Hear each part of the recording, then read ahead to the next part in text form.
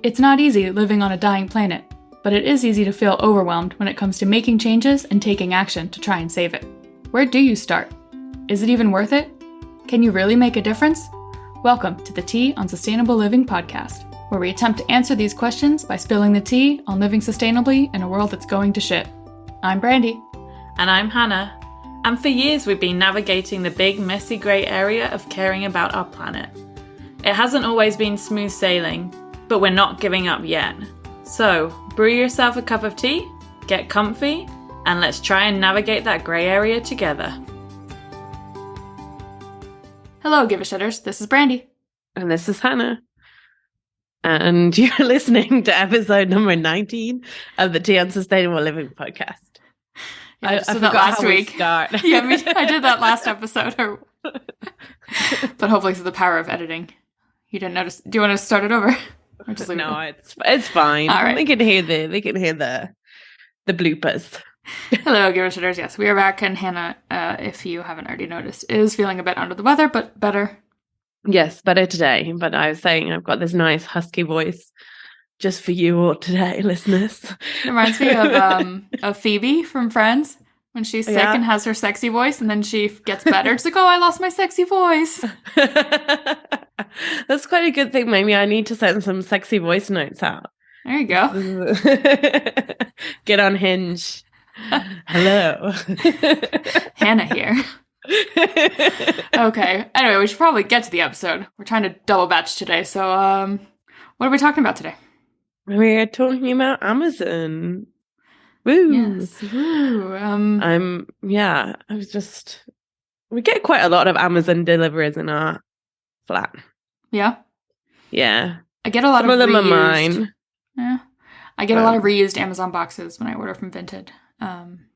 Interesting. My Amazon purchases are not frequent, I don't think, probably compared to the average Amazon buyer, but I do sometimes buy their digital products. Like if a new book comes out from like a favorite author, and I just can't wait for the library app to catch up to the new release, or like streaming movies or TV shows that I can't find anywhere else. Yeah, that's true. I hadn't even thought, and we're already touching on how like giant Amazon is. Gosh, I just took a big sip of my tea, but I forgot it was in my insulated mug, so it's really, really hot. Just burned my mouth. All right, breathe. Oh. Ouch. Anyway. Well, that's your taste buds gone for the weekend. If you could repeat your last statement, I would greatly appreciate that. I was distracted. I was saying that Amazon, just even saying that, I kind of forget how big Amazon is. So I also, I get like, I have a Kindle. So a lot of the, like if I get ebooks, a lot of them are from Amazon, because Kindle is that's what it comes installed with, because it's an Amazon product.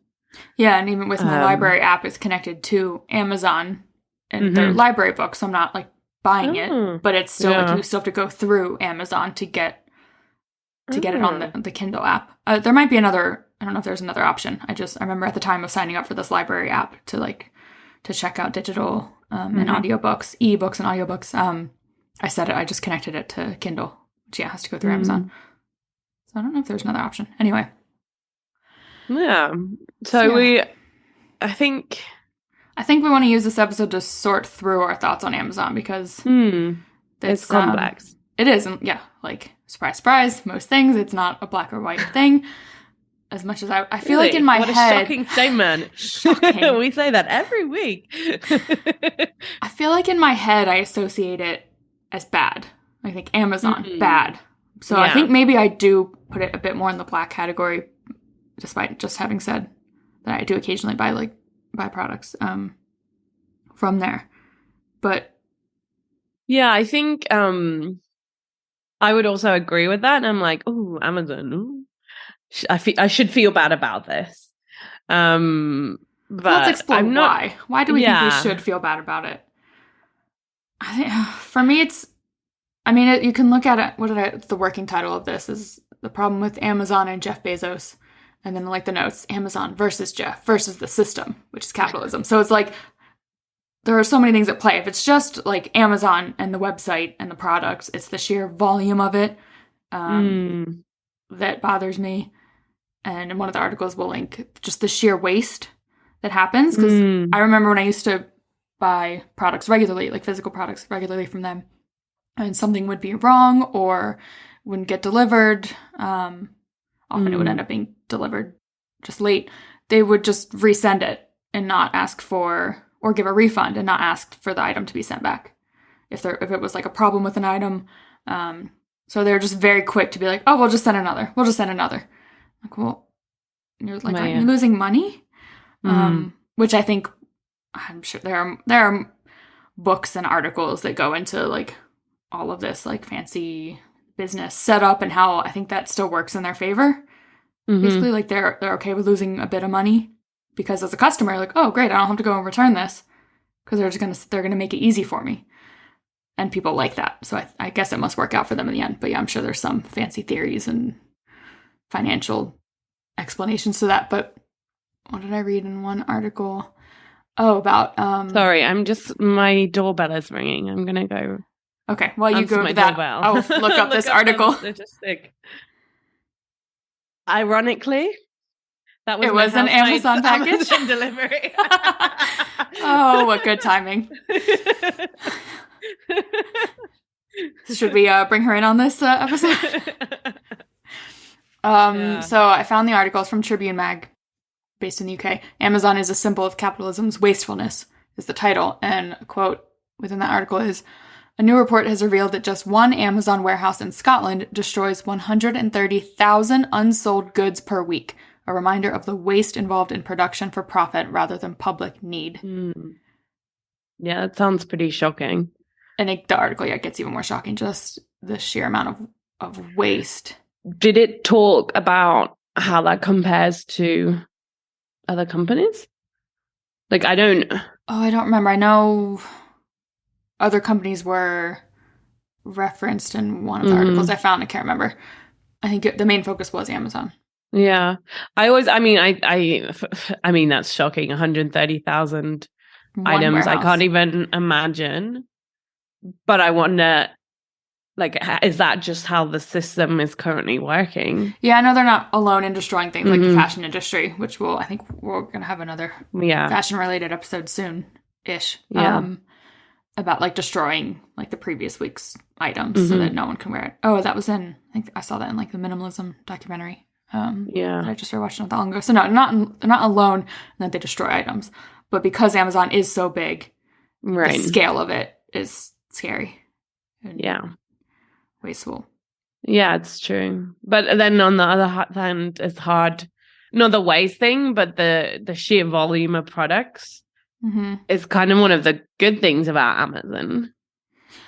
As a consumer, it feels, I'm like, okay, this is great. I can order some things for my garden and some groceries and a book and some batteries, which is an order I have made in the past. And I do it all in one go from one website and it will arrive very quickly. And that seems pretty great. Yeah, the access, the convenience, the affordability are all great things. I know people, I feel like maybe should have started with a bit of a disclaimer that I feel like when I like share my issues with Amazon, like I'm mostly saying it from my very privileged position. Like I don't rely on Amazon or similar websites for, affordable household items that like I need, on day to day.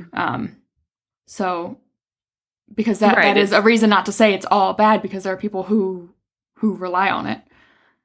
Yeah, and it's very accessible, But then for me, it's a bit too accessible, which is I think why I had to put it in that like quote unquote bad category in my brain.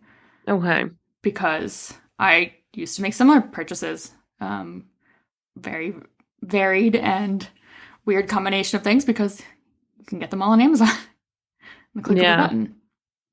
And but do you think that is, if it were non-wasteful, do you think that's bad? I think, I think you have to look at like the types of products they're selling too and where they're coming from, how they're made, because a lot of times they're like cheap crap. And often, I remember when I would regularly buy from Amazon, order physical goods, you'd think you were ordering something from a brand, but then you'd get like a knockoff. So it's like, well, wait, I wanted the thing I wanted that hopefully would have lasted longer. So you get this like cheaper version that's like either comes broken or it's dysfunctional or it breaks in a week. But I don't know. I think I just generally have a problem with it's just too frictionless. I think to, one-click buys and that instant gratification that, it clearly it works, which is why I think I had to remove myself from it, because it was just like my recent problem with Vinted of just like going on just for the sake of it because it was on my phone and scrolling. So it doesn't really promote what we might consider consumerism, right? Sustainable habits, because it's too easy and there's too much there. So like, I feel like you often just add things to your cart either to get the free shipping, things you don't need because it's too easy. There's not like it doesn't allow you to like stop and think, do I really need this? Because they want your money. Because that's the whole business model, to make money. Yeah. What do you think? I agree, and I agree, and I don't. Well, this is where it's all complex. I guess I'm not sure that it's a bad thing to be able to get things very efficiently and get multiple things at once and multiple different types of things. Right, but you shouldn't get all of that at the cheap cost you do at Amazon, because someone else is paying the true cost for that efficiency. Yeah, that's true. So for me, I don't think I'd have a problem with it if it was priced fairly, if the workers who helped box and ship and deliver all the goods were all paid fairly, which would mean a higher price, which would create some friction. Like there's a local food delivery, the co-op, the bicycle deliveries. They have higher fees, and I'm willing to pay that. If I get a craving for Chinese food, I will order that because it's not on that app.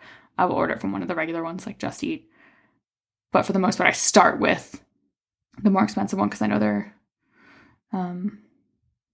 the fees are fair. Which not everyone can do that. So then that's when my head starts spinning. And then one of the articles I found, which definitely link, was, so usually like I'll pull like links and put it in our outline and then just like copy a couple quotes. For those listening, I'll like copy a couple things, bullet points underneath to mention. This one was just like it's like the most of a page. Where is it? Oh, it's the same one with the Scotland. So it goes on to say, well, it's important to investigate Amazon's role in this problem. I think referring to, I don't know if it was the waste or how workers are treated. It's much bigger than just one company. In fact, the revelations demonstrate a structural problem with the mass consumption central to our economic system. Amazon's model of shipping vast quantities of goods in small packages that arrive at the customer's doorstep within a few days, if not a few hours, is not sustainable and likely never will be. But it's the product of a decades-long push to prize low prices and convenience above all else, and to see workers and the environment as collateral in that quest. So no, I don't think it's inherently bad for things to, be done more efficiently and come quicker, but when people and planet are suffering because of it, which this article and the other ones that I'll link demonstrate, that's where I have an issue. Right, especially when you compare, like you say, kind of like Amazon is known for not treating its workers particularly well, and that's just like the workers we know about, right? Not all the workers who are making products that are then sold, right? On Amazon. So, yeah, I don't know. I find it hard. Like, I think what we were talking about, like, obviously the cost is one of those key things that shows that it's not sustainable, because it shouldn't be possible. It's like not possible to do this in the way it's being done without exploiting people and the planet. But I don't think aiming for something like Amazon, you know, to basically like a courier service, right? Like getting products to people quickly in a centralized way is necessarily a bad thing. The way it's being done, I guess, isn't, but I don't know. Yeah. I don't know if that isn't inherently like aiming for convenience. Can you have that though, that level of efficiency and convenience, and not have collateral like the article mentioned? I don't know. I mean, if people, you know, I guess probably there would need to be less variety of products because we produce too many things. Yeah, I see that a lot with like, and you would need brands. To have people being paid more, but then after that, I mean, this might just be lack of knowledge. Perhaps there are other reasons why that is unsustainable, but you know, we live in a highly connected world. Why shouldn't I think we could start with, I don't know, capping CEO's salary. There's no reason they should be, I don't know, there's no reason anyone should have billions of dollars. Right. No, so I agree. So if with that was capped, then that could, I don't know how it all evens out, how the math works out, but pay the workers fair and the couriers fair. And yeah, I mean, yeah, it would definitely be more expensive, but I don't think that aiming for the kind of convenience that Amazon provides is necessarily a bad thing or inherently unsustainable. Yeah, I just don't know if it can be done the same cost. Like, it just, I don't think it's... I don't think it would be the same cost at all. I agree. The cost would go up, but then the cost should go up on most things. I think it feels like. I think a lot of us could benefit from a bit more friction and waiting a few more days to get an item. That's, let's say, items that are not like needs or not essentials for your household. I heard someone recently compare, like, not getting, like, for the Prime, you get like 2-day free shipping.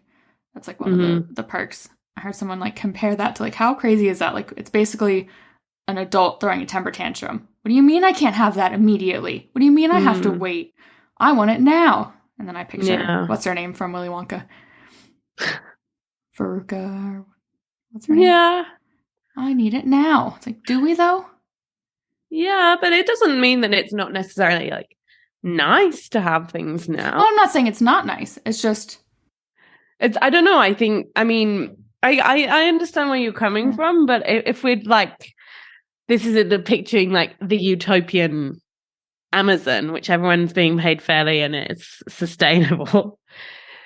Actually, the utopian society, Amazon wouldn't be there. Wouldn't be in this utopia. Well, but I don't know. Would it not? It's kind of like a moral to say that we should wait for things is kind of making like a moral.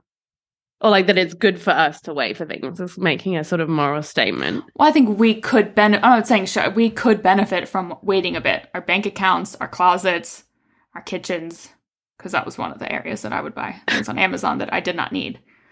It was like kitchen gadgets. Very odd. I didn't really expect to have this episode somewhat defending Amazon. But yeah, I don't know. No, not defend, but I see why conceptually it's like a good idea. I think. Just badly executed. Yeah, I think the issue comes with like the scale of it all. It's so massive, and apparently they actually don't make most of their money from like products. It's really? They're web services. They're like web hosting or something, which I don't know much about. But I feel like I've heard people say that. I didn't know that at all. I mean, it's true, especially in the model now, that having a kind of big company that's producing all these things or contracting other companies to produce things or making smaller companies use them as a platform because otherwise people won't choose them, does, kind of remove competition because you can't compete. with the prices that Right. Amazon is offering if it's making things in bulk.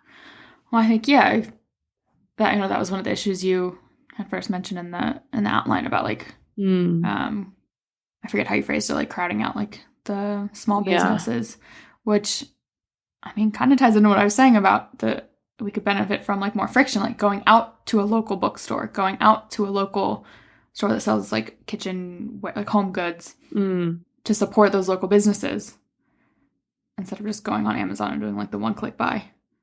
Do you think some of it also has to do with the kind of lifestyles we live now? That Absolutely. everyone is busier? Yeah. And they say, I mean, in so many different ways, right? Like the supermarkets have taken over from the local shop, and that's partly because they're more convenient, right? Mm-hmm.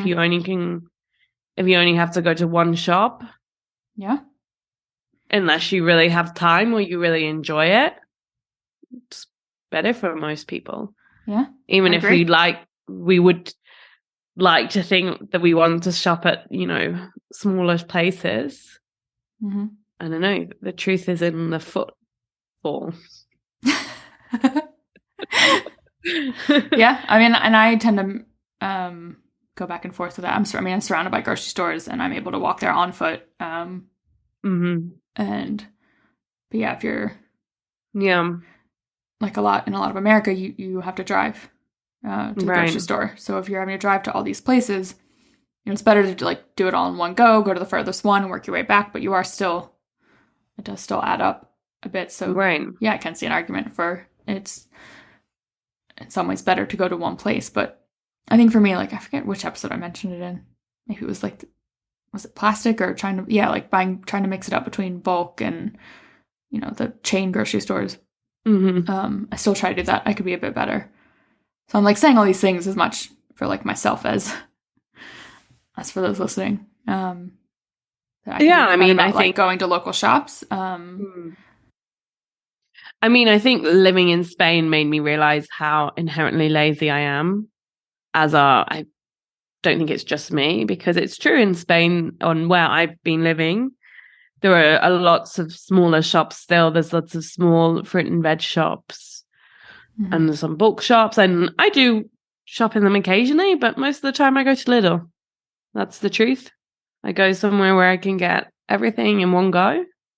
It's something I want to change. I'm sure I've talked about this before and I haven't changed, but I am becoming more aware again of the amount of plastic involved in that way of shopping. Yeah. And I feel like that's something that I would like to reduce. But yeah, that's the truth of it. So we're within our 10-minute warning. What else do we want to say about Amazon? Yeah. I don't know. I feel like we've touched on a few issues. I don't really know. I feel like I probably will carry on shopping at Amazon, but I probably shouldn't. What if you do you have like your payment info saved? Yeah. What if you removed that? Yeah. Just create a little bit more friction. I don't know. Are the things you're buying like things you truly need, or do you feel yourself going down a slope of like just adding things to the cart? Not really, because I'm not like a big shopper. It's true. I feel like I'm like a splurge and then no spend. What's so nice? There should be a catchy way of saying that.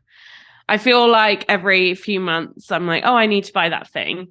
And then I buy it. And yes, a few other things will end up in the cart at the same time. I'm just looking. I'm opening Amazon. I wonder if I can see the orders I've had. That's in 2022. Let's see, it was more than I expected. I've done 9 orders from Amazon in the last year. Which, let's see. And they even have these, I don't know if they still do that, but I remember coworkers telling me about, they had these like buttons. You can like put like this little, those commercials about like the easy button. It's basically something like that you put like, I think smaller. You put like under your sink where you keep your paper towels, and once you're out, you just hit that button and you get an automatic order of new paper towels or whatever, which that just seems, I can see the appeal to that, but that feels like a bit much. Yeah, but It kind of was. I mean, I don't do that, but I'm just throwing her under the bus. My housemate does. She has like I think on Amazon, like her cat food, so that she knows that it will always come. Yeah, I don't think that's like necessarily like a bad thing, right? I think it again, it's just if you can stay at the top of the slippery slope, the slippery steep slope. Yeah. Because I guess it depends on your personality. It was too easy for me to like slip down that slope and go far. And you can also, as an alternative, keep a recurring event in like a Google Calendar and like order cat food. Which, I think you can only make your own decision of whether what works for you, and is it the best thing. Like if you're listening to this podcast, you're probably trying to make some changes and live a bit more consciously. Right. And I think other like those kind of recurring purchases as well, like other, like I was looking at the what's the toilet paper? Who gives a crap? Yeah, and they have it. You can set it up so you get a recurring order from them. Yeah, I did that because it was to save a few extra euros, and then it came too quickly, and I just toilet paper everywhere. I was like, so I stopped it because it was like I can't use it that quickly. Yeah. And I'm again surrounded by grocery stores. I can go out and buy a small pack of one roll of toilet paper if like my orders, if I don't order it like on time. So like it's fine. And who is it? I think Joshua Fields Milburn says in the Minimalist podcast all the time is that talks about toilet paper being a just for when item, not a just in case. Like, in worst case, the shower's right there. Like it'll be fine. Yeah, in Europe the bidet. Like it'll be fine. Yeah. So I think that's a good way of looking at it. I'm just like intrigued because I'm looking at my Amazon orders now. Maybe this is something if people are looking to reduce to do. Because I'm noticing basically everything I bought off Amazon in the past year has either been electronics based, so like cables and keyboard, or garden things. Electronics, that reminds me, I want to talk to you about a future episode around electronics and maybe cell phones, etc. So yeah, I guess for me the electronics is because I don't really know where to go buy them. I mean, I'm sure I could work it out, but it's just like, okay, Google, Amazon. Anyway, that's good. Interesting little piece of data for me. Yeah. So I think a good action step for you and listener, and I can find other resources and ideas if you're wanting to cut back and look for more, more sustainable, more environmentally, more people-friendly alternatives to Amazon. I'll link those. But I think just turning off the one-click purchase and removing your credit card. Yeah. Obviously, if you're someone who relies on the recurring purchases, then that might not work. But yeah, if you are someone who goes on there and feel like you end up buying more than you need, and another thing, I think getting clear on like what you need, because for myself too, like that's a good reminder for myself too. Yeah. I think those would be good places to start. All right. What do you think? Yeah, I think that sounds good. I think and support local, because if you can take a few minutes, do a bit of research of like where you can get electronics in your near you. I don't know, the various categories of things that you buy. Do a Amazon audit, and then just have like a note, like in your notes app or whatever. Just have a list ready to go of some local places you could go to instead. True. So you don't have to wait till you need something. It'll already be there. Yeah, exactly. Especially for things that are a bit more awkward. Yeah. That's true, to have it already done when you're not in a rush. Yeah. Like, shoot, I need this cable. Yeah. Or whatever. All right. I don't know what you would really need a cable for. But yeah, that could be a whole other episode about like need versus wants and all of that. Well, anyway. I mean, if you if your like phone charger cable has died, then you kind of need today's another society cable. It does. That has become a need. Yeah. I would say so. Yeah. All right, Give a Shitter. Let us know your thoughts on Amazon. Follow us on Instagram if you're not already at the Tea on Sustainable Living. DM us there, or send us a voice message at theteaonsustainableliving.com/contact. And yeah, what do you think about Amazon? Are you team good, team bad, somewhere in between? What did you last buy on Amazon? What are your alternatives? yeah, do your research and let us know what alternatives you found. And yeah. All right. See you in the next one. Bye. Thank you so much for listening to this episode of the Tea on Sustainable Living podcast. Now, go share it with a friend, A coworker, a partner, a family member, or whoever. a pet, your cat, Someone on the street. Whoever you think could use a little more support on their sustainability journey. Share it. You can send them over to our website, theteaonsustainableliving.com. And while you're there, check out the show notes for more info on today's topic. All right, give a shitters. See you later. Get it? See you later, as in see you later? So funny. Brandee.